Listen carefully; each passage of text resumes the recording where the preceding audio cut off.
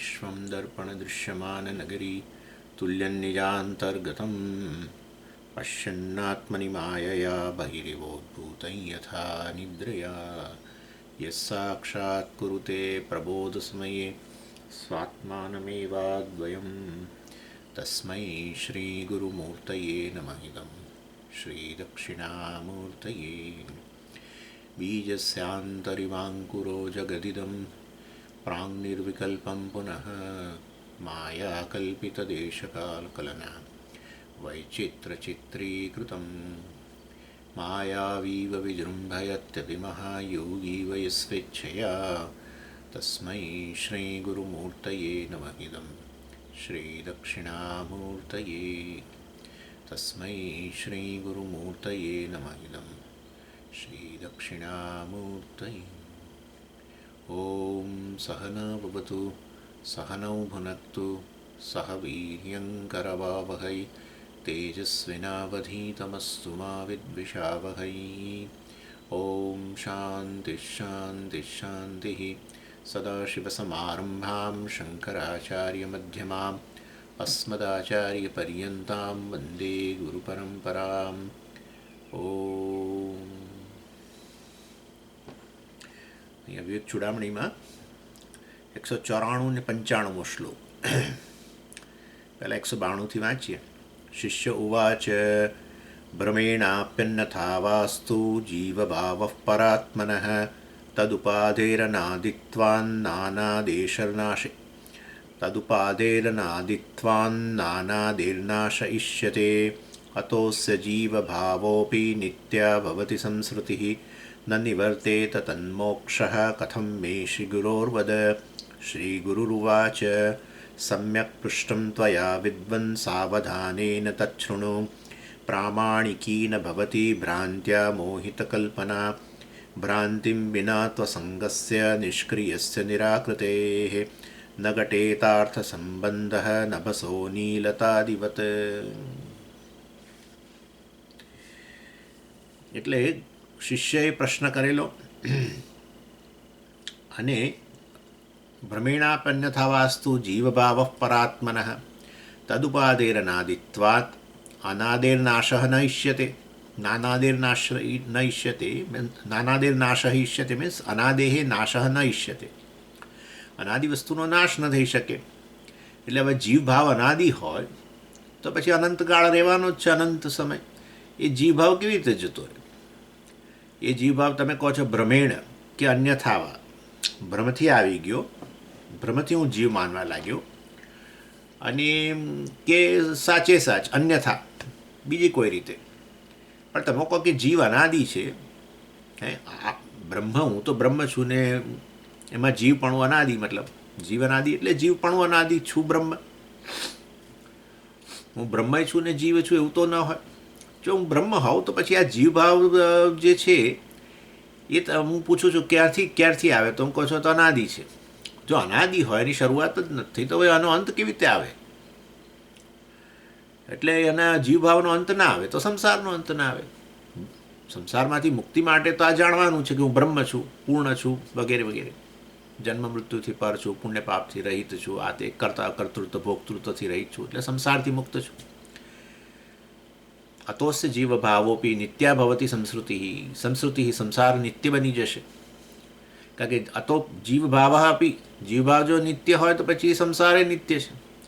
ન નિવર્તેત જશે જ કેવી રીતે? તન મોક્ષ કથમ, તો પછી બહાર ભણવાની શી જરૂર છે? આ બધું મોક્ષ જ ન મળી શકે ને માં તો.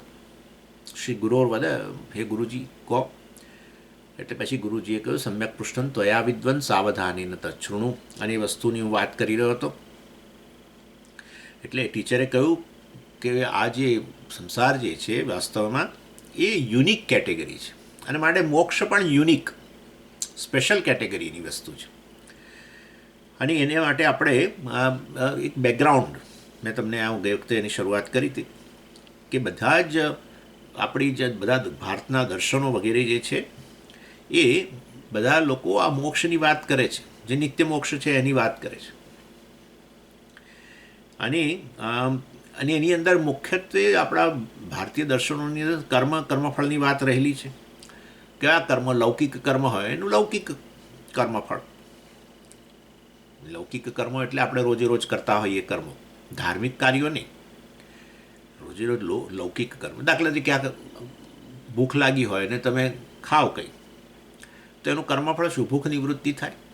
હવે એમાં કંઈ પુણ્ય પાપ જેવી વસ્તુ નથી, પરંતુ એટલે આ કહેવાનો આશય લૌકિક કર્મનું લૌકિક કર્મફળ મળે, અને ધાર્મિક કાર્ય કરતા હો તો ધાર્મિક ધર્મફળ મળે, પુણ્ય વગેરે. એટલે પરંતુ એક વસ્તુ તો નિશ્ચિત છે, કર્મફળ હોય કે ધર્મફળ હોય, વૈદિક કર્મો એટલે કે ધાર્મિક કાર્ય કરો, યજ્ઞ પૂજા આ તે બધું કરો, કે આપણા લૌકિક કર્મો રોજે રોજ બધા આપણે જીવન ચલાવવા માટે બધા કરતા હોઈએ, ગમે તે કરો, એ કર્મફળ તો અનિત્ય જ હોય ને. ભૂખ નિવૃત્તિ થઈ બરાબર, ખાવાની ક્રિયા કરી, ભૂખ નિવૃત્તિ થઈ બરાબર, પણ અનિત્ય, વળી પાછી ભૂખ લાગવાની છે. અને એ રીતે ધર્મફળ પણ વાસ્તવમાં પુણ્ય પણ જે ઉત્પન્ન થાય, પુણ્યને અનુરૂપ જે વસ્તુ પ્રાપ્ત થાય, આપણને ઈચ્છિત વસ્તુ પ્રાપ્ત થાય, પરંતુ એ પુણ્યનો ક્ષય તો થઈ જ જાય. ઈચ્છિત કર્મફળ મળે, પરંતુ એ કેટલો વખત? એટલે આ રીતે કહેવાનો આશય એ છે કે બધા ધર્મ આપણા જે દર્શનો છે, ભારતીય દર્શનો, એ વાસ્તવની અંદર આ વસ્તુ બતાવે છે, કર્મ પણ અનિત્ય છે, કર્મફળ પણ અનિત્ય છે. એટલે લૌકિક કર્મનું ફળ પણ અનિત્ય છે, અને આ રીતે ધાર્મિક કાર્યો જે છે, વૈદિક કર્મો કરો, કે મતલબ કે ધાર્મિક કાર્ય કરો, ધાર્મિક કર્મ કરો, લૌકિક કરો કે અલૌકિક કર્મ, એનું ફળ તો તમારું અનિત્ય જ રહે છે. અને આ રીતે બધા જ દર્શનો જે છે, બધા જ દર્શનો વાસ્તવની અંદર આ વસ્તુથી અવગત છે. અને એની દૃષ્ટિએ જે કંઈ તમને પુણ્યને અનુરૂપ મળે, ઈચ્છિત કર્મફળ મળે, આનંદ વગેરે જે થાય, એ આનંદ પણ તમારો અનિત્ય જ હોય. અને લૌકિક કર્મ કરીને પણ આપણે જે કર્મફળ મેળવીએ અને એનાથી આપણને આનંદ થાય, ભૂખ નિવૃત્તિ થઈ, આનંદ થયો જ, પણ અનિત્ય, વળી પાછી ભૂખ લાગે. એટલે કહેવાનો આશય છે કે બધા જ ભારતના દર્શનો જે છે, આપણી પાસે નૈયાયિકો, વૈશેષિકો, આપણે અને આ બધા સાંખ્યો ને યોગવાળા બધા જ લોકો આ તો સ્વીકારે જ છે કે ભાઈ કર્મ કરી એ કર્મ પોતે જ અનિત્ય હોય છે, અને એનું ફળ પણ વાસ્તવમાં અનિત્ય હોય. એ કર્મ પછી ધાર્મિક કાર્ય હોય કે લૌકિક કાર્ય હોય, લૌકિક કર્મ હોય. અને એ રીતે એમાંથી મળતું જે સુખ જે છે એ પણ અનિત્ય જ હોય. કર્મફળ અનિત્ય એટલે સુખ પણ અનિત્ય, આનંદ અનિત્ય હોય. અને એ રીતે વાસ્તવની અંદર આ બધા જ આ જે દર્શનો છે એનું આ પ્રકારની આ વાત રહેલી છે એની અંદર. અને દાખલા તરીકે કોઈ વ્યક્તિ કહે કે મને તો આ જે આ અનિત્ય કર્મફળ ભલે મને એનાથી અનિત્ય સુખ જે મળે છે એનાથી મને તો આનંદ છે, ભલે મારા પુણ્ય જે છે એ પુણ્યનો ક્ષય થતો હોય ને એ પુણ્યના આધારે સુખ મળે છે, એ સુખનો ક્ષય થઈ જતો હોય, બરાબર છે બધું. અથવા લૌકિક કર્મ કરું ને એનું કર્મફળ મળે એ અનિત્ય હોય, એમાંથી મળતું સુખ એ અનિત્ય હોય, બધું મને તો વાંધો નથી, કોઈ તકલીફ નથી, ભલે. એટલે થોડોક સમય કમ્ફર્ટ મળ્યું, થોડોક સમય સુખ મળ્યું, કંઈ વાંધો નથી. તો પછી એવા સંજોગોની અંદર દર્શનોની જરૂર નથી. આ દર્શનોનો અભ્યાસ કરીને, ફિલોસોફીઓનો અભ્યાસ કરીને શેના માટે? કારણ કે બધા જ દર્શનો આ વાત તો કરે જ છે. અને એ આ દર્શનો પાસે આપણે ન જઈએ તો પણ આટલું તો આપણે જાણીએ જ છીએ કે આપણે જે કંઈ કર્મ કરીએ છીએ એનું કર્મફળ અનિત્ય હોય, એમાંથી મળતો આનંદ અનિત્ય હોય, ટૂંક સમયનો જ હોય, કામ ચલાવવું હોય, એ તો હવે બધાને ખબર જ છે ને, એમાં ક્યાં મોટી વસ્તુ છે. એટલે એના માટે કોઈ દર્શન શાસ્ત્રનો અભ્યાસ કરવાની કંઈ જરૂર નથી. અર્થાત સ્પિરિચ્યુઅલ લાઈફ, આધ્યાત્મિક જીવનની એમાં ક્યાં જરૂર છે? દાખલા તરીકે મને આવું હોય કે બરાબર છે ભાઈ, હવે કામ ચલાવવા આનંદ તો પણ મળે છે ને, અને પછી બીજું કર્મ કરીશું, એમાંથી કર્મફળ મળશે ને એમાંથી એ કર્મફળ ભોગવીને આનંદ મળશે, ભલે ને એ કામ ચલાવવું હોય, પણ આ રીતે કામ ચલાવવા આનંદ તો મળતો જ રહેશે ને. અને આ રીતે અમારે કોઈ આ તમારા બધા ફિલોસોફીઓની જરૂર નથી, ભગવદ્ ગીતા વગેરેની કશાની ભણવાની જરૂર નથી, એકે શાસ્ત્ર ભણવાની જરૂર નથી, કશાની જરૂર નથી. અમે જીવા છીએ ને એ બધું બરાબર જ છે. આ બધું ઊભું બધું પેટ છોડીને છોડ ઊભું નથી કરવું, આ બધું ભણવાનું ને બધું આ ને તે ને, અને આ બધું સંસાર અનિત્ય ને આ ફલાણું ઢીકણું ને એ બધું અમારે કશું, વી આર નોટ ઇન્ટરેસ્ટેડ, અમને કોઈ રસ જ નથી તમારી વાતો. આધ્યાત્મિક જીવન નામની વસ્તુ જ ખોટી છે. જે કંઈ છે ભૌતિક જીવન, બસ કર્મ કરો, કર્મફળ મેળવો, અને બહુ તો ધાર્મિક બનીને પણ સારા કાર્યો કરો, એટલે જે શાસ્ત્ર કહે છે પૂજા આ તે ફલાણું ઢીકણું કરો, પુણ્ય મેળવો અને પુણ્યના આધારે તમારી ઈચ્છિત વસ્તુ મળે, એને ભોગવો અને આનંદ કરો. પણ એ નાશ પામે છે. આ તો ભલે નાશ પામે, બીજા કર્મ કરીશું, એમાં શું છે? એટલે એવા સંજોગોમાં કોઈ દર્શનશાસ્ત્રનો અભ્યાસ, દર્શન એની કંઈ જરૂર રહેતી નથી.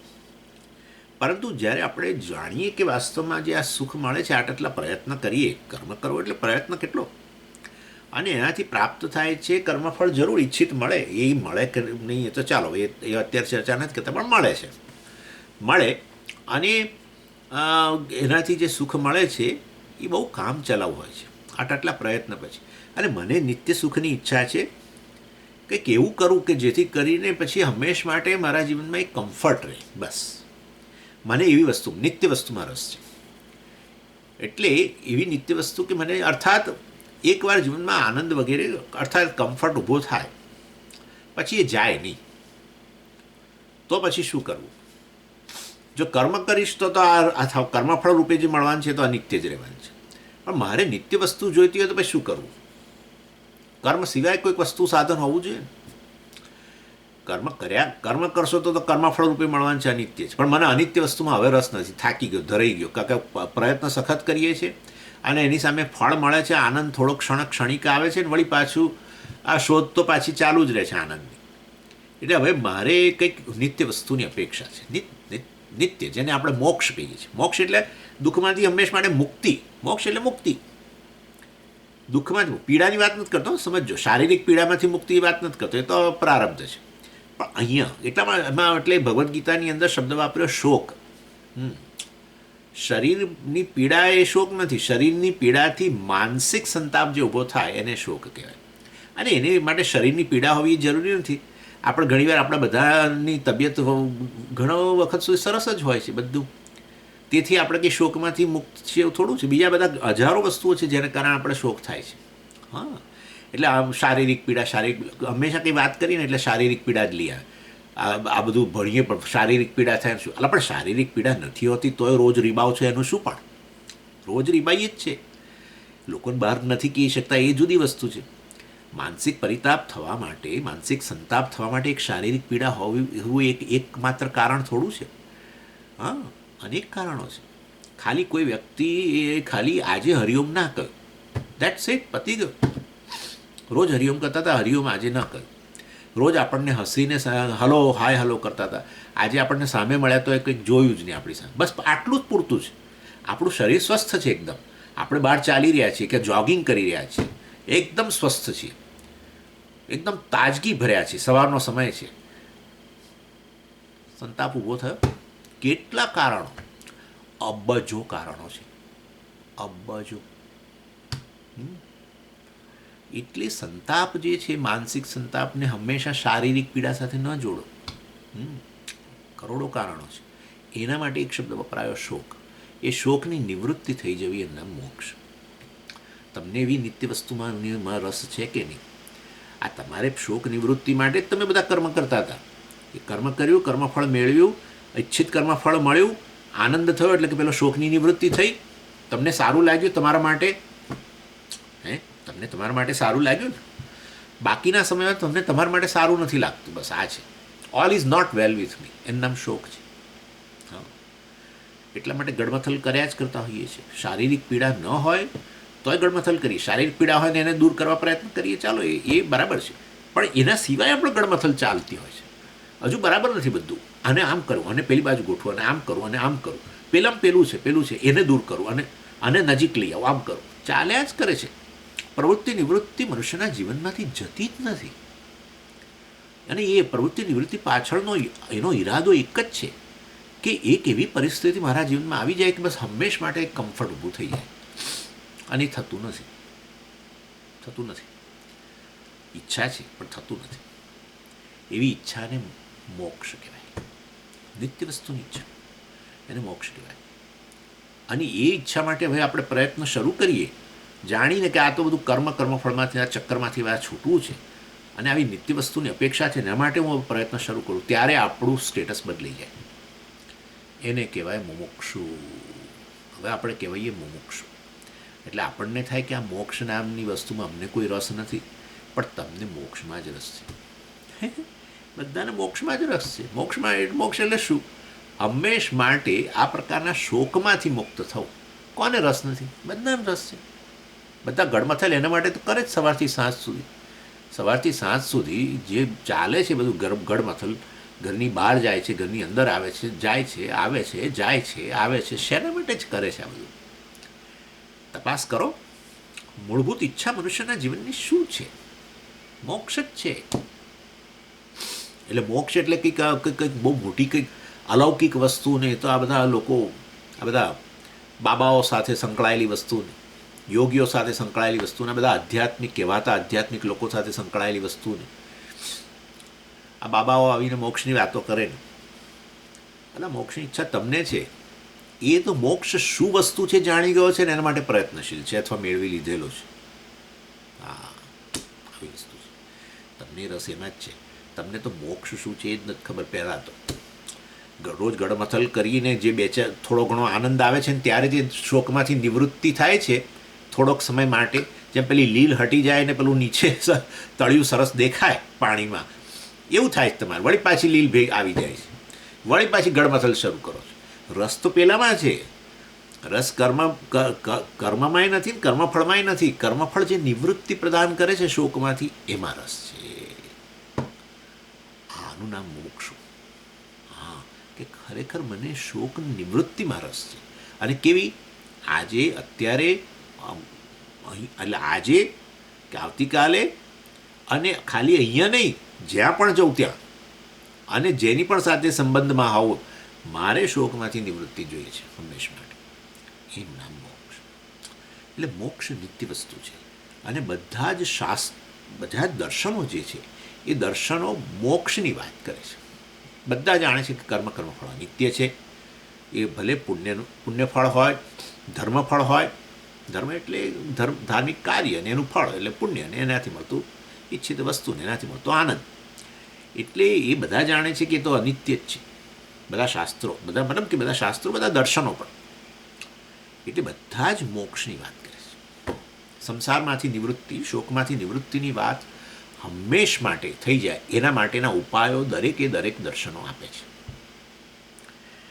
એટલે મોક્ષ એવો છે જે વાસ્તવની અંદર આ પ્રકારના જીવનથી, સાંસારિક જીવન અને કહેવાય કે કંઈક પ્રવૃત્તિ કરે, ગડમથલ કરે અને થોડોક આનંદ આવે, એ જતો રહે એટલે વળી પાછો સ્ટ્રગલ શરૂ કરે, બીજી કંઈ પ્રવૃત્તિ કરે, અને સાંસારિક જીવન કહેવાય. હજુ એ સંસારને અંતર્ગત છે. શોકમાંથી નિવૃત્તિનો વાસ્તવિક ઉપાય એની પાસે નથી આવ્યો. એટલે આ પ્રકારના જે જીવન છે એનાથી જે ડિસસેટિસ્ફાઈડ છે એનું નામ મોક્ષ. આ પ્રકારના સાંસારિક જીવનથી, કે ભાઈ એમાંથી સંસારમાંથી છૂટવું છે. આવા કામ ચલાવ આનંદ, કામ ચલાવ શોકમાંથી નિવૃત્તિ થાય છે, એમાં મને રસ નથી. એવો કંઈક ઉપાય જીવનમાં હોવો જોઈએ કે જેને માટે, કારણ કે ઈચ્છા છે, જો આવી ઈચ્છા હોય નિત્ય વસ્તુની, શોકમાંથી નિવૃત્તિ થઈ જાય એવી, એ હંમેશ માટે થઈ જાય એવી જો આપણી ઈચ્છા હોય, અને એ નેચરલ ઈચ્છા હોય, સ્વાભાવિક ઈચ્છા હોય, તો પછી એનો ઉપાય હોવો જોઈએ. ઉપાય ન હોય ને તમને અહીંયા મોકલવામાં આવ્યા હોય ઈચ્છા સાથે, અને એનો ઉપાય ન હોય, તો આ સર્જનની અંદર ખામી થઈ ગઈ તો વસ્તુ. અને માટે વાસ્તવની અંદર એ વ્યક્તિ થોડો વિવેકી, કે ભાઈ આ અર્થકામના વિષયો વગેરે, મટીરિયલ લાઈફ વગેરે, આપણે જનરલી આવું બધું કહીએ, ભૌતિક જીવનની બધું. ચાલો, એટલે એ બધી વસ્તુઓની મર્યાદા સમજીને મોક્ષ એ નિત્ય વસ્તુ છે. શોકમાંથી નિવૃત્તિ હંમેશ માટે થઈ જવી જોઈએ. એના માટે શું ઉપાય છે એ ચિંતન શરૂ કરે, અથવા એના માટેનો પ્રયત્ન શરૂ કરે, ત્યારે એને આપણે મુમુક્ષુ કહીએ. અને એના માટે પછી આ બધા દર્શનો છે. દરેક દર્શનો ઓફર કરે કે ભાઈ મોક્ષ આવું નિત્ય વસ્તુ છે ને એના માટે તમે આ કરો. આ એક દર્શનવાળા એક કે, બીજું દર્શનવાળા બીજું કે, વગેરે વગેરે. એટલે મોક્ષ શું થયું?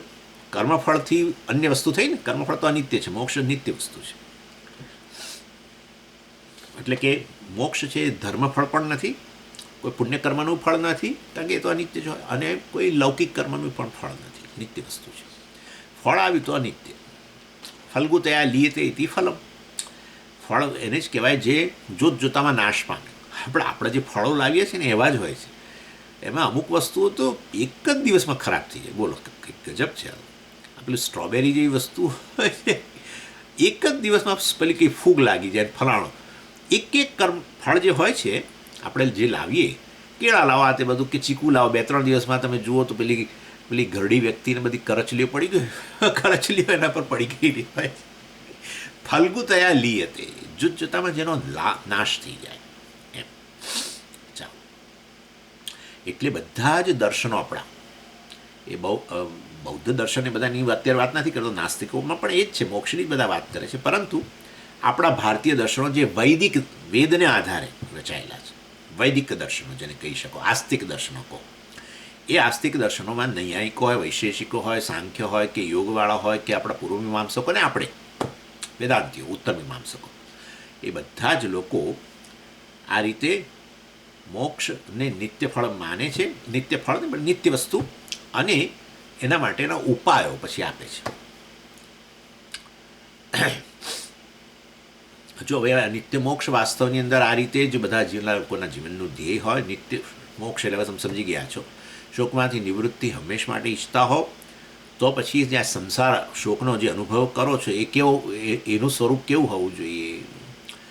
જો નિત્ય મોક્ષ આપણે ઈચ્છતા હોઈએ તો પછી વાસ્તવની અંદર સંસારનો જે શોક છે એ કેવો હોવો જોઈએ.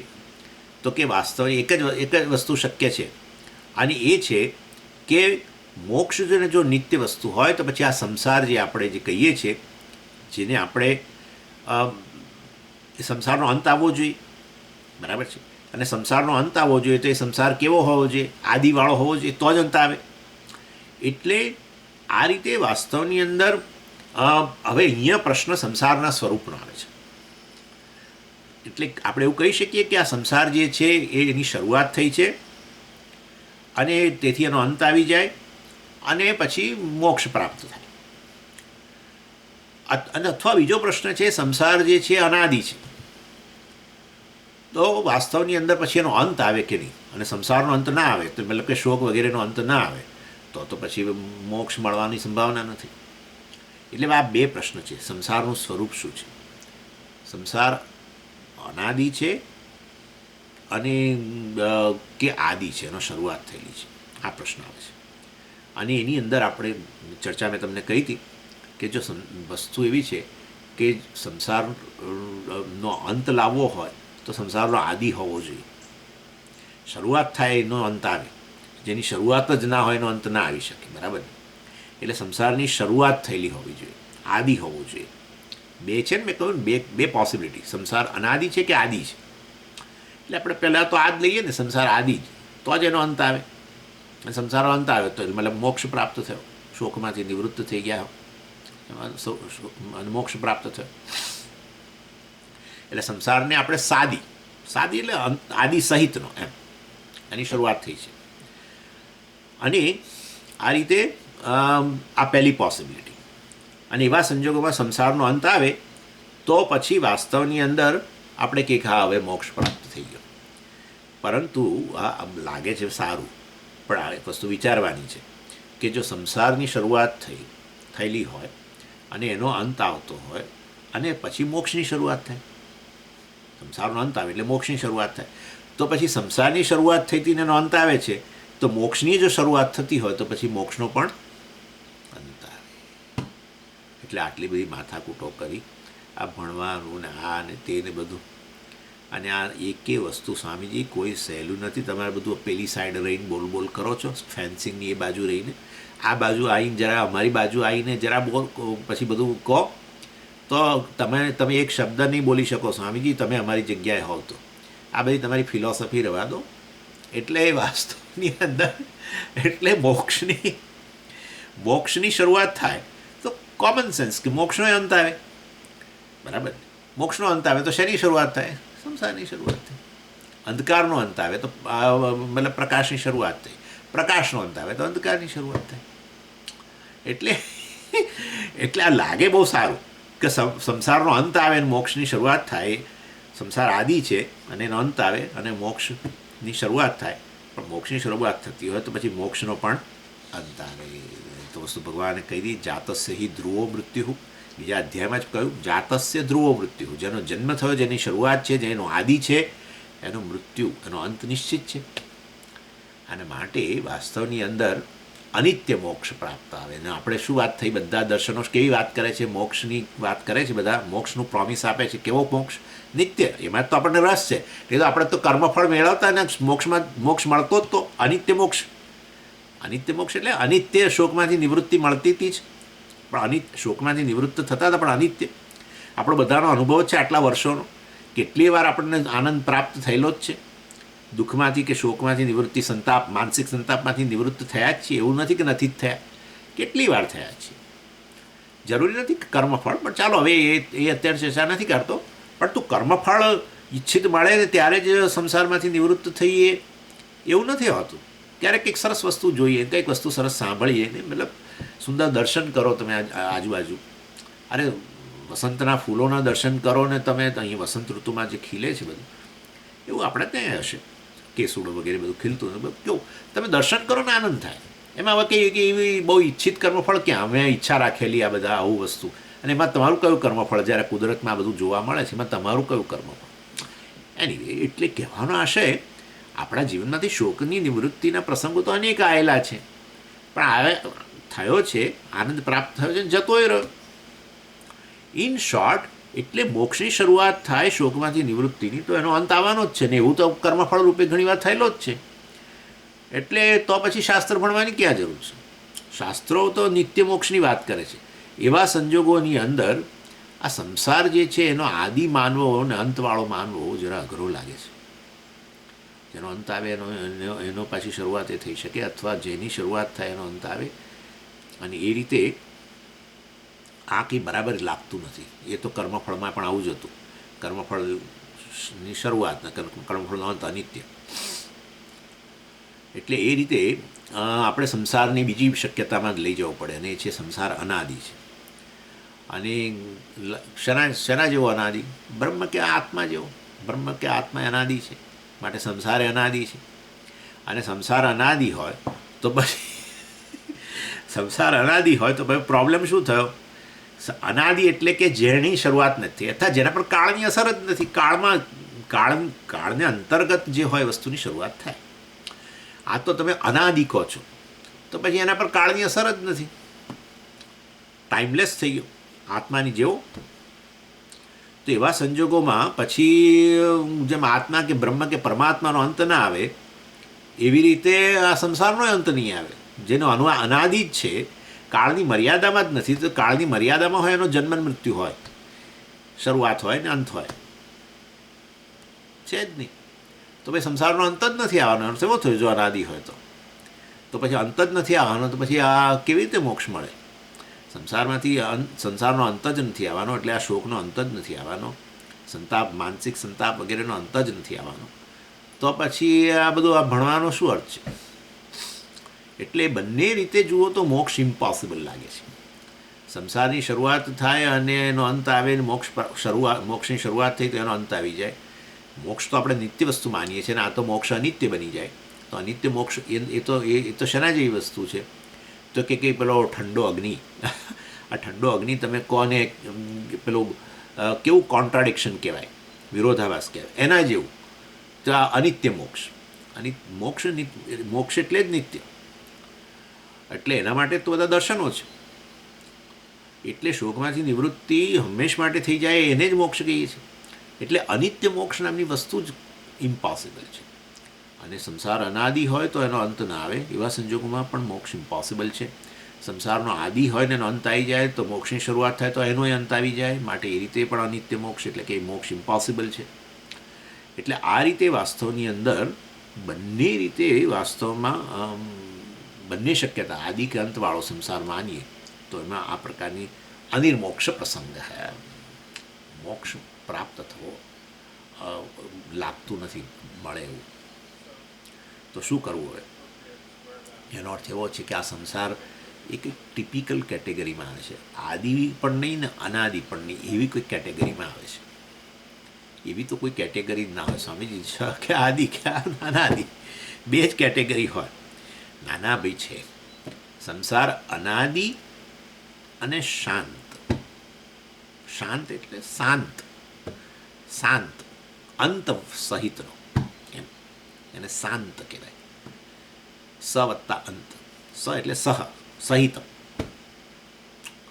એટલે સંસાર અનાદિ અને છતાંય અંત આવી જાય. અનાદિ એટલે અનંત એવું નહીં, અનાદિ છતાંય અંતવાળો એમ, એ યુનિક કેટેગરીમાં આવે.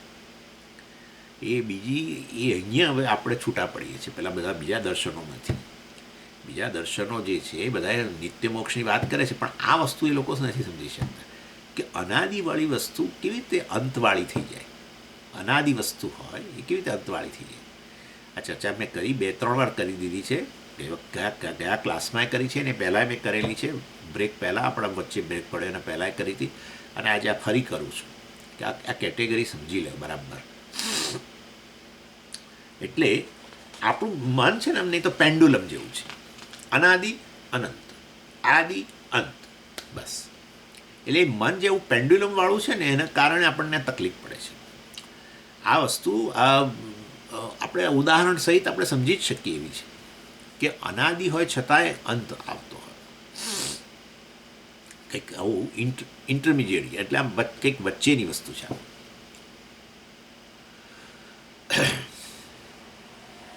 અને એના માટે પહેલાં ઉદાહરણ મેં તમને ગઈ વખતે પણ આપ્યું હતું, અને એ જ ઉદાહરણ ફરી પાછું આજે આપું.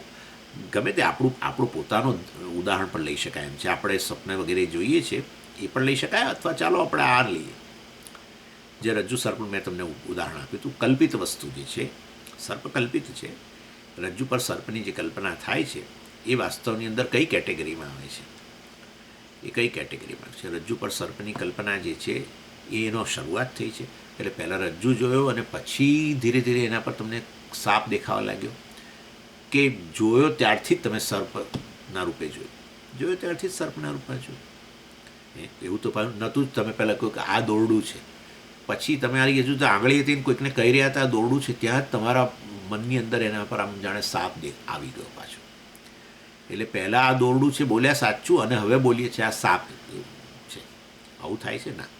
જ્યારે જોઈએ ત્યારે જ આપણે સીધો સર્પના રૂપમાં જોતા હોઈએ છીએ.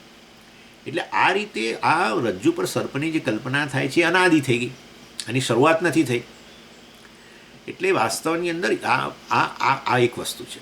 અને બીજું એટલે મતલબ કે આ જે સર્પની જે શરૂઆત છે એવું તમે એવી વાત ન કરી શકો નેચરલી, અનાદિ.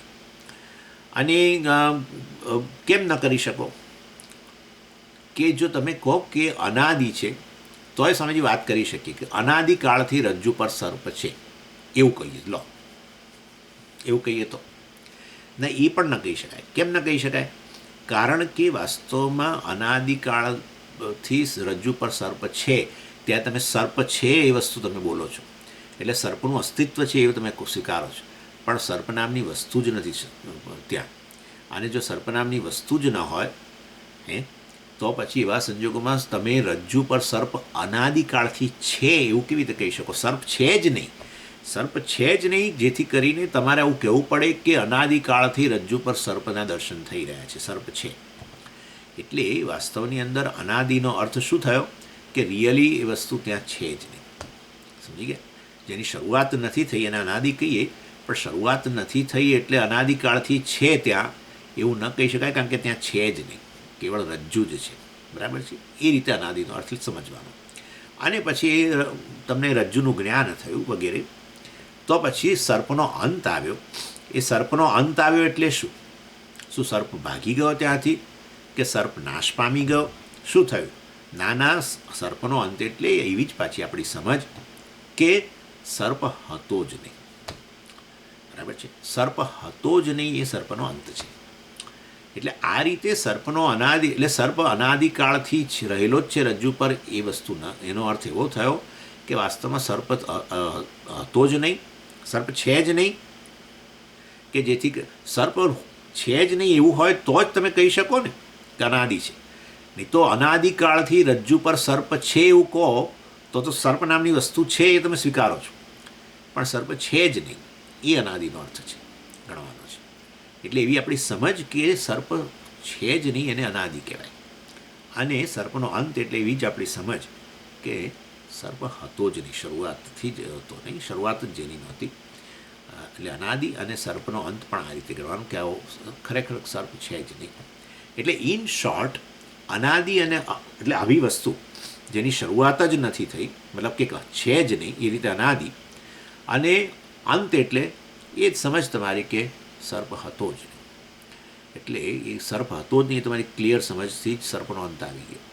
એટલે વાસ્તવની અંદર અનાદિ વસ્તુ એનો અંત આ રીતે આવે છે. સમજી ગયા?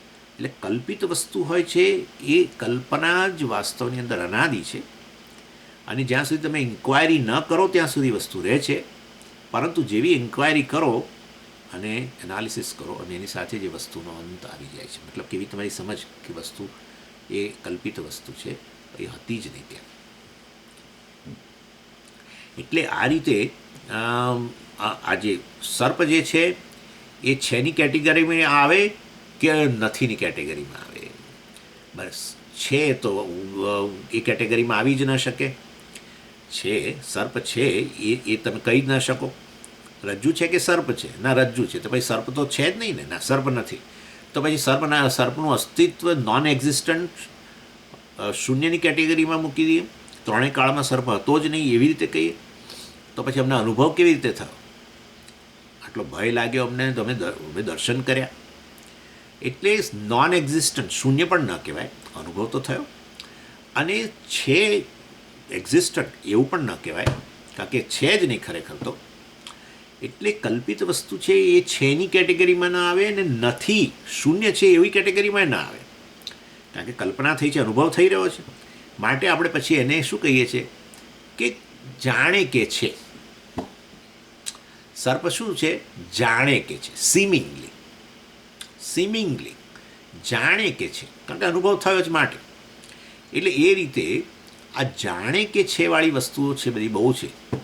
જાણે કે છે નહીં, પણ જાણે નથી એવું પણ નહીં, જાણે કે છે. એ જાણે કે છે એ કેટેગરીને જ આપણે મિથ્યા કેટેગરી કહેતા હોય છે. એમાં બધું આવી ગયું. આપણું સ્વપ્ન જગતે આવી ગયું. આખું સ્વપ્ન દર્શન કરીએ છીએ, અનુભવ કરીએ છીએ કે નહીં? કરીએ જ છે. બરાબર છે. એટલે નથી એ શૂન્ય, કશું ત્રણેય કાળમાં અમને અનુભવ જ નથી થયો, એને શૂન્ય કહેવાય એવું છે? ના, અનુભવ તો થાય છે. એટલે શૂન્ય છે એમ પણ ન કહેવાય, નોન એક્ઝિસ્ટન્ટ પણ ન કહેવાય. તો ખરેખર છે જ. તો પછી જો શૂન્ય નથી તો પછી ખરેખર છે તો અત્યારે તમને આ સ્વપ્ન જગત રહેવું જોઈએ. તમે જાગી જાઓ પછી પણ તો દેખાતું નથી. બરાબર છે. એટલે સ્વપ્ન જગત પણ કેવું છે? આ રીતની કલ્પના જ છે. જાગ્રત પુરુષ પરની એક કલ્પના જ છે બધી. સ્વપ્ન પુરુષ અને સ્વપ્ન જગત બધું એક જ જાગ્રત પુરુષનો જ બધો ખેલ છે આ રીતે. એનીવે, એટલે કહેવાનો આશય એવું છે, ક્યાંય અવિદ્યા જ છે. ઊંઘી જાઓ પછી જ આ બધું થાય છે નાટક. એટલે અહીંયા અવિદ્યા રાજ્યુને ઠેકાણે આ રીતે વાસ્તવમાં તમને સાપનો અનુભવ થાય છે નહીં, શરૂઆત જ નથી થઈ. બરાબર છે. અને હતો જ નહીં એ રીતે એનો અંત લાવી દીધો. બરાબર. પણ એ કલ્પિત વસ્તુ અનુભવ થાય છે, એ અનુભવવાળી વસ્તુ છે એ કેટેગરીમાં નથી આવતી, સત્ય પણ નહીં. અને શૂન્ય છે, નથી એવી કેટેગરીમાં પણ નથી આવતું. અને માટે આ એક સ્પેશિયલ કેટેગરી છે. કલ્પિત વસ્તુ બધી આવી હોય છે કે જેની શરૂઆત નથી થઈ, અનાદિ છે, અને જેનો અંત પણ આવી જાય છે. અનાદિ છે ને અનંત નહીં, અનાદિ છે પણ અંત આવે છે. જેવી એન્ક્વાયરી કરો એની સાથે જ વાસ્તવમાં જ્ઞાન પ્રાપ્ત કરો, સમજ પ્રાપ્ત કરો, એની સાથે જ એ વસ્તુનો અંત આવે છે. અને એ અંત આવો હોય છે, હતી એ વસ્તુનો અંત નથી આવતો, નાશ નથી પામતી, મરી નથી જતી. તમારા મનમાં સમજ આવે છે કે હતો જ નહીં, બસ એ અંત છે. સમજો, આ એક વસ્તુ સ્પેશિયલ છે કેટેગરી, મિથ્યા કેટેગરીની. એમાં આપણું વેદાંત ફિટ થાય છે. વેદાંત આ વસ્તુની વાત કરે છે. કેટલા બીજા બધા દર્શનોમાં આ રીતે જગતને મિથ્યા, જીવભાવને મિથ્યા વગેરે નથી કહેતા. એને એ રીતે સંસાર મિથ્યા નથી કહેતા. આપણે આ રીતે સમજાય છે કે જીવભાવ આ રીતે મિથ્યા છે, અને એ રીતે સંસારનો જે અનુભવ થાય છે એ પણ મિથ્યા છે, મિથ્યા કેટેગરીનું છે. જ્ઞાન પ્રાપ્ત કરો તો સંસાર નિવૃત્ત થઈ જાય છે. અહીંયા પણ એટલે સમજ પ્રાપ્ત કરો, તો આત્મા વિશેની સમજ પ્રાપ્ત કરો તો સંસાર નિવૃત્ત થઈ જતો હોય છે. એટલે અનાદિ શાંત. અનાદિ એટલે શરૂઆત વગરનો, અને શાંત એટલે જેનો અંત આવે છે. કલ્પિત વસ્તુમાં આવું થાય. અને એ રીતે વાસ્તવની અંદર સંસારનો જે અંત આવ્યો અને મોક્ષની શરૂઆત થઈ, પણ એ શરૂઆત કેવી ગણવાની? જાણે કે મોક્ષની શરૂઆત છે. બરાબર છે. સર્પ નિવૃત્ત થયો અને રજ્જુની શરૂઆત થઈ. અરે રજ્જુની જાણે શરૂઆત છે. રજ્જુ જ હતો, રજ્જુ જ છે, રજ્જુ જ રહેવાની છે. પરંતુ પેલું કલ્પિત વસ્તુની નિવૃત્તિ થઈ અને જાણે કે રજ્જુની શરૂઆત થઈ. કલ્પિત સર્પની નિવૃત્તિ થઈ, રજ્જુની શરૂઆત થઈ. રજ્જુની શરૂઆતનો પ્રશ્ન જ ઊભો નથી થતો. એટલે વાસ્તવની અંદર આ રીતે સંસાર અનાદિ છે, એનો અંત આવે ને હવે મોક્ષની શરૂઆત થશે, તો પછી મોક્ષનો અંત આવશે. અરે પણ મોક્ષની શરૂઆત એ જાણે કે, કારણ કે સંસાર જ જાણે કે હતો. એટલે જાણે કે સંસાર વાસ્તવિક સંસારનો અંત નહીં, જાણે કે સંસાર જે કલ્પિત છે, મતલબ જાણે કે એટલે કલ્પિત છે અને સંસારનો અંત આવે તો પછી એ મોક્ષની શરૂઆત કેવી છે? જાણે કે.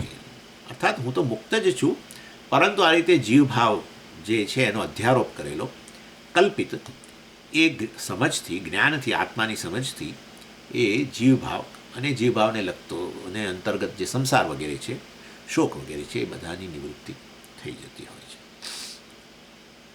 એટલે મોક્ષની શરૂઆત પણ આપણે શું કરવાની? મોક્ષની શરૂઆત જાણે કે. મોક્ષ તો મુક્તિ એ તમારું સ્વરૂપ જ છે, બિગિનિંગલેસ. આત્મા બિગિનિંગલેસ છે, આત્મા અનાદિ છે, અને એ રીતે આત્મા મુક્ત આત્મા અર્થાત મુક્તિ એની પણ અનાદિ જ છે. પરંતુ એ મુક્ત આત્માને જ્ઞાન નહીં હોવાને કારણે, મુક્તાત્મા નહીં હો, મુક્ત આત્માનું જ્ઞાન નહીં હોવાને કારણે વાસ્તવની અંદર આ રીતે સમજવાનું છે ને. આ વસ્તુ કલ્પિત વસ્તુ આવી હોય એનો જાણે કે અંત આવે, જાણે કે શરૂઆત કહો અથવા શરૂઆત નથી એમ તમે કહો, પહેલેથી છે અર્થાત એ વાસ્તવની અંદર છે જ નહીં, એને જ અનાદિ કહેવું જોઈએ. નહીં કે ખરેખર રજ્જુ પર સર્પ રહેલો છે અનાદિકાળથી, એ વસ્તુ નહીં. એટલે નિત્ય મોક્ષ જે છે આ રીતે આવા સંજોગોમાં શક્ય બને છે. એટલે સંસાર પણ અનાદિ અને એ રીતે આ જ્ઞાન વગેરેથી, સમજ વગેરેથી જાણે કે એનો અંત આવી જાય. અને એ તમારે આ રજ્જુ સર્પનું ઉદાહરણ યાદ રાખવાનું કે રજ્જુ પર સર્પ અનાદિકાળથી છે એવું પણ નથી, કારણ કે છે જ નહીં સર્પ, માટે વાસ્તવમાં એની શરૂઆત વિશે કશું બોલી જ ન શકાય. એ રીતે અનાદિ અને સમજ પ્રાપ્ત થઈ કે સાપ હતો જ નહીં, એ રીતે સાપનો અંત લાવી દીધો. એ રીતે અનાદિ અને અંતવાળી વસ્તુ, કલ્પિત વસ્તુ રજ્જુ પરની, એવી રીતે જ આત્મા પરની કલ્પિત વસ્તુ જીવભાવ અને એને અંતર્ગત સંસાર. અને એના માટે આચાર્યએ 194માં શ્લોકમાં શબ્દ વાપર્યો અપ્રામાણિકી, પ્રમાણભૂત નથી. એટલે એ તે પૂછ્યું કે આ જીવભાવ ગમે કેવી રીતે જ્યાંથી આવ્યો ત્યાંથી પડે જવાનો, એ અનાદિ હોય તો આનો અંત નહીં આવે, પરંતુ એ જીવભાવ જ અપ્રમાણિકી એટલે પ્રમાણભૂત નથી. અર્થાત વાસ્તવની અંદર કલ્પના છે. આત્માને જીવ માની લેવો, શિવને જીવ માની લેવો, બ્રહ્મને જીવ માની લેવો છે. રજ્જુને સર્પ માની લઈને પછી બધી શરૂઆતની વાત કરે, અનાદિ છે ને અંત ના આવે ને આ બધી વાત કરો છો. પણ તપાસ તો કરો ખરેખર કે ખરેખર વાસ્તવમાં એ જીવ ભાવ સત્ય છે કે નહીં, તપાસ તો કરો. એટલે આ રીતે અપ્રમાણિકી કહ્યું, વાસ્તવમાં પ્રમાણભૂત નથી. શું? સંસાર કે જીવ ભાવ પ્રમાણભૂત નથી. પ્રમાણભૂત એટલે આપણે સત્ય નથી, અર્થાત કાલ્પનિક છે. અને આવું જ થાય છે. આ કેટલા બધા તમને જુદા જુદા ઉદાહરણ આપું, એની અંદર આ જોઈએ છે આપણે કે વસ્તુ પર આપણે વિચાર ન કર્યો હોય, વસ્તુ વિશે તપાસ ન કરી હોય, તો એના વિશેનો જે ભ્રમ છે એ કેટલાય વર્ષોથી હોય ને એમાંથી એ તપાસ ન કરીએ ત્યાં સુધી ભ્રમમાંથી નિવૃત્તિ નથી મળતી. ઘણીવાર એવું થતું હોય છે કે કુટુંબની અંદર પણ આ પ્રકારે નાના મોટી વસ્તુઓ ચાલતી હોય ને, આપણે વાસણ ખખડે બોલીએ, કુટુંબની અંદર પણ આવું બધું હોય છે કે એક કૌટુંબિક વ્યક્તિએ તમારા વિશે કંઈક કહ્યું છે, એવું તમને કોઈકે કહ્યું કે ફલાણી વ્યક્તિ તમારા વિશે, કુટુંબની જ વ્યક્તિ, નજીકની વ્યક્તિ, એણે તમારા વિશે આવું કહ્યું છે. અને એટલે આપણને આઘાત લાગે. આપણને એ વ્યક્તિ માટે પ્રેમ હોય એટલે આપણને આઘાત લાગે બહુ જ, પરંતુ આપણે તપાસ ન કરીએ. આ એક આપણા ભારતમાં આ પ્રકારનું છે કે આપણે સામે બેસીને પછી આ વસ્તુનું નિરાકરણ ન લાવીએ. આપણે એ વસ્તુને સત્ય માનીને ચાલ્યા કરીએ, અને એના કારણે પેલી વ્યક્તિ માટે આપણને પૂર્વગ્રહ તો થઈ જ જાય કે આ જે વ્યક્તિ માટેની જે વ્યક્તિને આટલી સેવા કરું છું, આ છે તે છે, અને પ્રેમ કરું છું ને એ વ્યક્તિ આવું કરે છે એમ કરી. પરંતુ એ ખરેખર એ વસ્તુ અને વર્ષો ચાલે. હા, હું તમને બિલકુલ એક સાચી વાત જ કરું છું. વર્ષો સુધી એ પ્રકારનો પૂર્વગ્રહ સહિત આપણે ચાલ્યા કરીએ, એ વ્યક્તિ માટે એનો પૂર્વગ્રહ કે આ વ્યક્તિ આવો છે, આવો છે, આવો છે. ખરેખર એ વસ્તુ એવી નથી. પેલી વ્યક્તિ જે બીજી વ્યક્તિએ તમને કહ્યું કે આ વ્યક્તિ તમારા વિશે આવું બોલે છે, આપણે તપાસ જ ન કરી અને પેલી વ્યક્તિ પર આપણે અધ્યારોપ કરી દીધો કે આ તો આવો જ છે, આવો જ છે, હું એને આમ માનતી હતી પણ એ તો આવો છે, વગેરે વગેરે, ફલાણું ફલાણું. એટલે આ કલ્પિત થઈ ગયું, બરાબર છે. એટલે વર્ષો સુધી ચાલ્યું, અને પછી તમે કે 20-25 વર્ષ વીતી ગયા એની અંદર, તમે એની સાથે સંબંધ ઓછો કરી નાખ્યો, આ તે બધું, અને પછી તમને ખરેખર સત્ય વસ્તુ ખબર પડી. એ વ્યક્તિ સામેથી આવીને કહ્યું કે ભાઈ કેમ તમે મારા પ્રત્યે આવો વ્યવહાર કરો છો. એણે ચલાવી લીધું કે તમને આવો થઈ ગયું છે, તમે કોઈ કારણસર નથી એ કરતા, તો મારે તમને બોલાવવાની જરૂર નથી, આ તે બધું.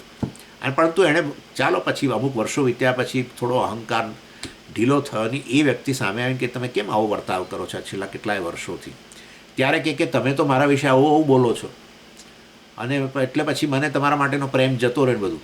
તો કે હું તો આવું બોલ્યો જ નથી ને, આ વસ્તુ મેં જે કહી હતી થોડી, એ તો ફલાણા વ્યક્તિ માટે મેં કહ્યું હતું, એને તમારી સાથે તમે કેમ જોડો છો. ગયો સંસાર હવે નિવૃત્ત થયો. જે કલ્પના એ વ્યક્તિ પર જે અધ્યારોપ કરેલો ને એના કારણે આપણને જે દુઃખ આટલા વર્ષોનું રહ્યું, શોક રહ્યો, એની નિવૃત્તિ પેલી તપાસ થઈ ત્યારે થયો. આવું થાય છે. કાલ્પનિક વસ્તુનો અંત એન્ક્વાયરીથી થાય. એની શરૂઆત કેટલાય વર્ષોથી થઈ હોય, પરંતુ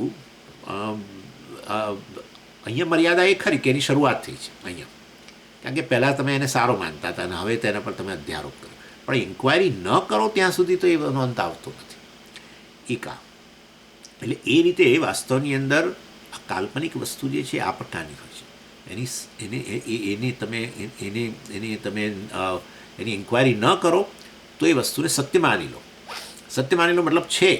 એટલે અહીંયા પણ આપણે ના કહ્યું તમને મેં કે રજ્જુ પર સર્પ છે, અનાદિકાળથી છે. અરે પણ રજ્જુ પર સર્પ છે તો પણ સર્પ કલ્પના છે, તો પછી એ દૃષ્ટિએ સર્પ છે જ નહીં. સર્પ ખરેખર છે જ નહીં. જો હોય જ નહીં તો એની શરૂઆતની વાત જ ન કરી શકાય ને. એ દૃષ્ટિએ એને અનાદિ કહ્યું છે, નહીં કે અનાદિકાળથી રજ્જુ અને સર્પ રહેલા છે. અનાદિકાળથી, જ્યારથી રજ્જુ છે ત્યારથી સર્પ છે, એવું ના. એ રીતે અનાદિ નહીં. અનાદિ એટલે છે જ નહીં. જો છે જ નહીં તો પછી એની શરૂઆતની વાત કેવી રીતે કરી શકાય? તો શરૂઆતની વાત ન કરી શકાય, એના આદિની વાત ન કરી શકાય, તે રીતે એને શું કહેવું જોઈએ? અનાદિ કહેવું જોઈએ. સમજી ગયા? અને વાસ્તવની અંદર એન્ક્વાયરી કરી ત્યારે ખબર પડી કે આ તો રજ્જુ સર્પ તો હતો જ નહીં, અને એ રીતે એનો અંત આવી ગયો. એ રીતે વાસ્તવમાં અનાદિ વસ્તુનો આ રીતે અંત આવે એવી કેટેગરી છે ખરી. અનુભવની વસ્તુ, સર્પનો અનુભવ થયો, આપણને પરસેવો છૂટ્યો બધું, પરંતુ ઇન્ક્વાયરી કરી ત્યારે ખબર પડી કે એ વસ્તુ અનાદિ છે અને અંતવાળી છે. મિથ્યા વસ્તુ આવી હોય છે એમ. ચિન્મયાનંદજી સ્વામીજી આ પ્રકારે એક બીજું ઉદાહરણ આપતા હતા, એ પણ તમને આપું. આ બધા ઉદાહરણોની થોડી મર્યાદા હશે, એટલે તમે આ બહુ અંદર ઊંડા ઉદાહરણમાં બધા જ અંશને તમે અહીંયા આપણા એની સાથે સરખાવશો નહીં, પરંતુ કંઈક અંશમાં એની સમાનતા. એટલે એ ઉદાહરણ આપતા હંમેશા પેલી એક લગ્નનું, અને એ તમને ખબર હોય તો એ જમાનાની અંદર પેલા પેટ્રોમેક્સ, હજુ કેટલાક ગામોમાં તો હશે જ આપણે ત્યાં, એ લોકો પેલું જે પેલો વરઘોડો કેવું નીકળે ને, એમાં મોટે ભાગે રાતના લગ્ન હોય, રાત્રે લગ્ન. એ ખબર નહીં કેમ એવું, પણ આખી રાત લગ્ન ચાલે. એટલે આવો ધાર્મિક કાર્ય બધા અડધી રાતે શરૂ થાય, જે હોય તે. પરંતુ પેલો પેટ્રોમેક્સ મૂકીને જાય આગળ વરઘોડા, કારણ કે બધે અંધારું હોય એ જમાનામાં, અને પેટ્રોમેક્સ મૂકીને આગળ વધતા હોય ત્યારે ખાસા બધા 10-12 જણા બહેનો કે ભાઈઓ લઈને જતા હોય, અને પાછળ વરઘોડો, અને એ રીતે પેલો અજવાળું પડે આ રસ્તા પર, ને એ રીતે આખો વરઘોડો આગળ વધે. પેલા જેના ઘરમાં લગ્ન હતા એ મુખ્ય યજમાન પેલા એક પેટ્રોમેક્સવાળાને બોલાવીને કહે છે કે તમે 10 જણા જોડે જોડે આટલું બધું ફરો છો, એને બદલે બીજે જ્યાં અંધારું હોય ત્યાં જાઓ ને. એટલે બધા એક જ જગ્યાએ રહો છો, તો એને બદલે 10 જણામાં આગળ ચાલો છો, એને બદલે બીજે અંધારું છે ત્યાં તમે જાઓ ને. એટલે બધા વેચાઈ જાઓ, એટલે બધે પ્રકાશ રહે. એટલે પછી મહેમાનના 3 વ્યક્તિઓ નીકળ્યા કે ચાલો જ્યાં અંધારું છે ત્યાં અમે જઈએ. એટલે માથે આમ રાખીને અંધારું શોધવા નીકળ્યા. હવે તમે વિચાર કરો, એ જ્યાં જ્યાં જાય ત્યાં શું હોય? અજવાળું જ હોય, અંધકાર તો મળે જ નહીં ને. એટલે પછી પાછા થાકીને આવીને પેલા યજમાનને કહે છે કે તમે કહો છો કે જ્યાં અંધકાર હોય ત્યાં જાઓ, પણ અમને તો કોઈ જગ્યાએ અંધકાર દેખાતો જ નથી, બધે પ્રકાશ જ છે. એટલે એના જેવી વસ્તુ છે. એટલે કેટલીક વસ્તુ એવી હોય કે જાણે કે છે, પરંતુ જ્યારે એના પર પ્રકાશ પાડવામાં આવે ત્યારે આપોઆપ એ વસ્તુ કેવી થઈ જાય? અદૃશ્ય થઈ જાય. આ પેલી વ્યક્તિ જોતી જશે ને, અંધકાર આમ ચારે તરફ, વરઘોડામાં આગળના તરફ બધો લાઇટ, પણ આમ બંને સાઈડમાં અને પાછળ અંધકાર જ નેચરલી એ જુએ જ છે. અને પછી પેલા લાઇટવાળાને એટલા માટે મોકલે છે. ત્યારે વાસ્તવમાં લાઇટવાળો લાઇટ સાથે જ જતો હોય તો એને ક્યાં અંધકાર દેખાવાનો છે? એટલે આ રીતે અંધકાર છે આપણા અનુભવનો વસ્તુ છે, પરંતુ જો પ્રકાશ પાડીએ તો અંધકાર તાત્કાલિક ડિસઅપિયર થઈ જતો હોય છે. એવી ને એવી રીતે વાસ્તવની અંદર આ માયાના કાર્ય જે છે, વાસ્તવ આ માયાના કાર્ય જે આ જીવભાવ વગેરે જે છે, માયા પોતે જ મિથ્યા છે, એટલે જીવભાવ પણ મિથ્યા છે. અને જીવભાવને લીધે જ આ બધો સંસાર વગેરે છે, આ બધી વસ્તુ મિથ્યા છે. આ ક્યારે ખબર પડે? કે જ્યારે આપણે એ માયાનું પણ અધિષ્ઠાન એવું બ્રહ્મ જે છે, એ બ્રહ્મનું જ્ઞાન પ્રાપ્ત કરીએ ત્યારે ખબર પડે કે એ વાસ્તવમાં હું જીવ છું જ નહીં, અને આ તો અજ્ઞાનને કારણે જીવભાવ છે, અને એમાંથી એ નિવૃત્ત થઈ જાય. અર્થાત ખરેખર જીવની શરૂઆત જ નથી થઈ, કારણ કે છે જ નહીં. એ રીતે જીવ અનાદિ છે, અને આ રીતે જ્ઞાન પ્રાપ્ત કર્યું ત્યારે ખબર પડે કે હું તો બ્રહ્મ જ હતો અને બ્રહ્મ જ છું. તો આ વાસ્તવમાં એ જ્ઞાન સાથે જ જીવભાવની નિવૃત્તિ થઈ ગઈ. જીવભાવ જેની શરૂઆત નથી થઈ અનાદિ, એનો અંત આ રીતે આવી ગયો. માટે કહે છે, હે વિદ્વાન, તું બહુ બુદ્ધિશાળી છું. કોણ કહે છે? ગુરુ શિષ્યને, કે તે સરસ સમ્યક પૃષ્ઠમ, તે સરસ પ્રશ્ન કર્યો, પરંતુ વાસ્તવમાં સંસાર વિશે જે તે પ્રશ્ન કર્યો, જીવભાવ વિશે પ્રશ્ન કર્યો, એ વાસ્તવમાં અપ્રામાણિકી ભવતી. એ તો પ્રમાણભૂત નથી. તું જો વિચાર ન કરું, એના પર ઇન્ક્વાયરી ન કરું, તો એ વસ્તુ જણાશે તને. જે ઇન્ક્વાયરી કરીશ તેમાંથી તું મુક્ત થઈ જઈશ. એટલા માટે વિદ્યારણ્ય સ્વામીએ પણ, જો તમને ખબર હોય તો, પંચદશીમાં આ સંસાર કે જીવભાવને શું કહ્યું હતું? અવિચાર સિદ્ધ. એટલે અવિચાર સિદ્ધ સંસારને પોષણ કોણ આપે છે? કે છે અવિચાર. અવિચાર એટલે ઇન્ક્વાયરી નથી કરતા, અર્થાત જ્ઞાન પ્રાપ્ત નથી કરતા. આ સાપ છે કે રજ્જુ છે, એ પ્રકાર પેલો આમ તમે પ્રકાશ પાડો ત્યારે ખબર પડે, ઓહો સાપ તો હતો જ નહીં, ને સાપ છે નહીં. જો સાપ છે જ નહીં તો પછી એની શરૂઆતની વાત કરવાનો પ્રશ્ન જ ઊભો નથી થતો, એના આદિની વાત કરવાનો પ્રશ્ન જ ઊભો નથી થતો. અનાદિ કહેવો જોઈએ. અને એનો આ રજ્જુ જ છે, સાપ મતલબ કે હતો જ નહીં પહેલેથી, કે સાપ અત્યારે છે જ નહીં, તો વાસ્તવની અંદર એનો અંત આવી ગયો છે. એટલે આ રીતે અવિચાર સિદ્ધ છે. સંસાર કેવો છે? આવી કલ્પિત વસ્તુ હંમેશા અવિચાર સિદ્ધ હોય છે. અજ્ઞાન એના માટે જવાબદાર હોય છે. અવિચાર એટલે આ રીતે પર એન્ક્વાયરી ન કરવી. જ્યાં સુધી ન કરો ત્યાં સુધી સંસાર બરાબર તગડો થતો જાય છે, અને જેવો ઇન્ક્વાયરી કરો એની સાથે જ એ કકડભૂસ થઈ જાય. અને આ રીતે એક બીજું ઉદાહરણ પણ, ચાલો હવે એ ઉદાહરણ તો અત્યારે હું નથી આપતો. અને એ રીતે ન અપ્રામાણિકી ભવતી. અપ્રામાણિકી ભવતી એટલે ન પ્રામાણિકી ભવતી, પ્રમાણભૂત નથી, સત્ય નથી. અર્થાત એ ઇન્ક્વાયરી કેવું? એટલા માટે કહ્યું ભ્રાંત્યા મોહિત કલ્પના. 194 શ્લોકમાં છે ભ્રાંત્યા મોહિત કલ્પના. ભ્રાંતિને કારણે વાસ્તવમાં મોહિત કલ્પના, એટલે અજ્ઞાનને કારણે કે અધ્યાસને કારણે આ પ્રકારે એની કલ્પના થાય છે. અને મોહિત કલ્પના અર્થાત એ એક ભૂલ જ છે. શું? જીવભાવ કે સંસાર. અને એ જીવભાવ ક્યારે જતો રહે? જ્યારે આત્માના સ્વરૂપને આપણે જાણીએ ત્યારે. એટલા માટે અહીંયા કહે છે, શાસ્ત્રએ આત્માનું સ્વરૂપ કેવું બતાવે છે? તો કહે છે નિષ્ક્રિય અસંગ નિષ્ક્રિય નિરાકૃતે. એટલે આત્મા તો વાસ્તવની અંદર અસંગ છે. અસંગ એટલે એને કોઈ વસ્તુ સાથે સંબંધ નથી જેને કારણે એનાથી ખરડાય કોઈ વસ્તુ એના પર. લાઈક નોનસ્ટિક પાન, હું હંમેશા કહું છું, નોનસ્ટિક પાન એટલે પેન આપણી હોય, નોનસ્ટિક પેન જે હોય, એ પેન આપણે કેવી હોય છે? એમાં ગમે તે તમે બનાવો, પણ એ નોનસ્ટિક હોવાને કારણે એના પર જેમ અસર ન થાય, એવી રીતે આત્માને આપણે આવી રીતે સંબંધી માનીએ, અનેક વસ્તુઓથી ખરડાયેલો માનીએ, પુણ્ય પાપ હોય કે આ બધા અનેક પ્રકારના આપણા સંતાપોથી ખરડાયેલો માનીને હું આવો છું, શોકગ્રસ્ત છું વગેરે, સંસારી છું, એવું માનીએ ત્યારે પણ આત્મા વાસ્તવની અંદર અસંગ છે, એ સદાય મુક્ત છે, નિષ્ક્રિય. અને એના માટે ઉદાહરણ હંમેશા અપાય છે શાસ્ત્રમાં. આત્માને આ રીતે એની અસંગતા બતાવવા માટે આકાશવત કે પ્રકાશવત, 13મા અધ્યાયની અંદર ભગવદ્ ગીતાના 13મા અધ્યાયમાં જ 2 ઉદાહરણ આપવામાં આવ્યા, આકાશવત અને પ્રકાશવત. પ્રકાશ, હજારો વસ્તુ પર પ્રકાશ પડતો હોય, એ વસ્તુઓ કેટલીક ખરાબ પણ હોય, ગંદુ નાળું હોય એના પર પણ પડતું હોય, અને ગંગાના પાણીમાં એના પર પ્રકાશ પડતો હોય. પ્રકાશ પોતે વાસ્તવની અંદર એના ગુણધર્મોથી, જેને પ્રકાશિત કરે છે એના ગુણધર્મોથી કદી ખરડાતો નથી.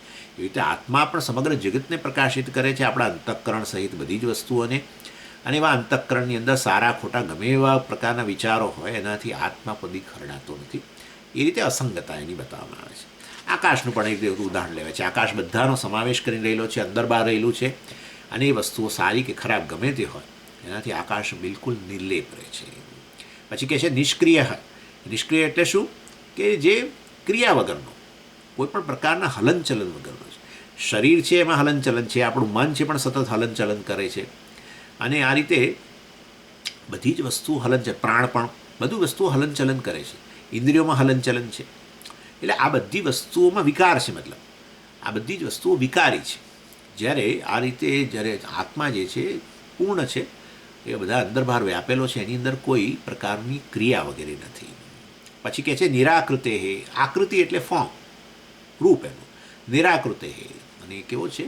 સર્વ આકારોથી પર છે. સર્વ આકારોને અસ્તિત્વ પ્રદાન કરે છે, સર્વ આકારોને પ્રકાશિત કરે છે, સર્વરૂપને, નામરૂપને, નામ ઉમેરી દેવાનું જોડે. પરંતુ પોતે કેવો છે? અરૂપ છે. બધાને અસ્તિત્વ પ્રદાન કરતો, બધા રૂપોને અસ્તિત્વ પ્રદાન કરતો, એને પ્રકાશિત કરતો આત્મા નિરૂપ છે, મતલબ કે નિરાકૃતિ. એટલે આવું. અને ન ઘટે એવો આત્મા જે છે એના માટે આ શક્ય નથી. શું? અર્થ સંબંધ. એટલે અર્થ એટલે કોઈ પણ વસ્તુ, જગતની કોઈ પણ વસ્તુ, અહીંયા આપણે મન ગણો, બુદ્ધિ ગણો, કોઈ પણ વસ્તુ સાથે, અર્થ એટલે કોઈ પણ વસ્તુ, કોઈ પણ નામરૂપ સાથે એને સંબંધ બિલકુલ છે નહીં. એનો અર્થ એ જ, આમ તો ખરેખર તો મિથ્યા વસ્તુ સાથે સત્યને સંબંધ જ ન હોય, રજ્જુને સર્પ સાથે સંબંધ જ નથી, કલ્પિત છે એમાં વગેરે માટે. અને એ રીતે શરીર વગેરે જે છે એને આ આત્મા સાથે સંબંધ નથી. શરીર આત્મા છે જરૂર, પરંતુ આત્માની છે એ વાસ્તવમાં શરીરથી વિલક્ષણ છે, અને એ રીતે ખરેખર બે સમાન સત્તાની વસ્તુઓ જ નથી જેને કારણે એકબીજાથી સંબંધિત થાય, એકબીજા પર અસર કરે વગેરે. અર્થ સંબંધ ન ઘટેત. માટે આવા આત્મા માટે, અસંગ આત્મા માટે, નિષ્ક્રિય આત્મા માટે, નિરાકૃતિ એવો આત્મા માટે, નિર્વિકાર આત્મા માટે આ પ્રકારનો અર્થ સંબંધ, આ પ્રકારનો અંતઃકરણ કે કોઈ પણ અર્થ એટલે કોઈ પણ વસ્તુ સાથે એને સંબંધ નથી. અને છતાંય સંબંધ જણાતો તમને શક્ય લાગતો હોય તો ભ્રાંતિ વિના, એટલે ભ્રાંતિ વગર એ સંબંધ શક્ય ન બને. ભ્રાંતિ એટલે ખાલી એક ભ્રમને કારણે જ એ વસ્તુને તમે સંબંધવાળો માનો. અર્થાત પોતાને જીવ માનો, મર્યાદિત માનો, સાંસારી માનો, સંસારના જે બધા ધર્મો જે છે એ બધા અંતઃકરણમાં વગેરેમાં જે રહેલા છે એનાથી ખરડાયેલો માનો, પરંતુ વાસ્તવની અંદર એ નથી. ન આભાસ નીલાદિવત. અને એના માટે ઉદાહરણ આપ્યું આચાર્ય. તો વિચાર કરો, 1200 વર્ષ પહેલાં પણ આચાર્યને ખબર હતી નભસઃ નીલાદિવત. નભસઃ નીલાદિવત, જેમ નભ જે છે એટલે આકાશની અંદર જે નીલાદિવત, આકાશમાં જે ભૂરાપણું વગેરે જણાય છે એ વાસ્તવમાં ખરેખર કેવી રીતે અધ્યારોપિત છે, કલ્પિત છે. ખરેખર એ આકાશ પર તમે ભૂરા રંગની કલ્પના કરો, તેથી આકાશ ભૂરું બનતું જ નથી. આકાશ તો અસંગ છે, મતલબ બિલકુલ અસંગ અને નિરંગ છે. ચાલો પહેલાં એ રીતે આકાશ નિરંગ છે, ભલે એના પર અધ્યારોપિત કરો તમે રંગ વગેરેનો, પરંતુ એનાથી ખરડાતું નથી.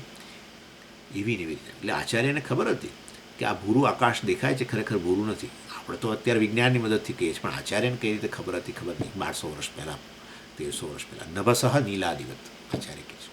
અમેઝિંગ છે. ચાલો, અને આપણે બધા ઉદાહરણ તો લઈએ જ છે. જે સમુદ્રમાં ભૂરાપણું દેખાય છે એ પણ આ જ પ્રકારનું છે. વાસ્તવ કલ્પિત છે, ખરેખર છે નહીં. અનુભવો છો ખરા, એટલે એ જ કલ્પિત. કલ્પિત એટલે જે અનુભવ થાય છે, એટલે એની અંદર રહેલું ભૂરાપણું કેવું છે? જાણે કે છે, બસ એવી રીતે સંસાર જાણે કે છે. આત્મા વાસ્તવમાં જાણે કે જીવ છે. અજ્ઞાનને કારણે આવો જીવ રૂપે એનો અનુભવ કરું છું, એક મર્યાદિત વ્યક્તિના રૂપમાં અનુભવ કરું છું. પુણ્ય પાપવાળો વગેરે માનું છું, પણ ખરેખર હું તો અસંગ છું, મારાથી એને કશું છે જ નહીં, કોઈ વસ્તુ મારા પર અસર કરી ન શકે, મિથ્યા છે વગેરે. આ રીતે આપણે સમજવું. ઓમ પૂર્ણમદ પૂર્ણમિદમ પૂર્ણાત પૂર્ણમુદચ્યતે પૂર્ણસ્ય પૂર્ણમાદાય પૂર્ણમેવાવશિષ્યતે. ઓમ શાંતિ શાંતિ શાંતિ. હરિ ઓમ શ્રી ગુરુભ્યો નમઃ. હરિ ઓમ.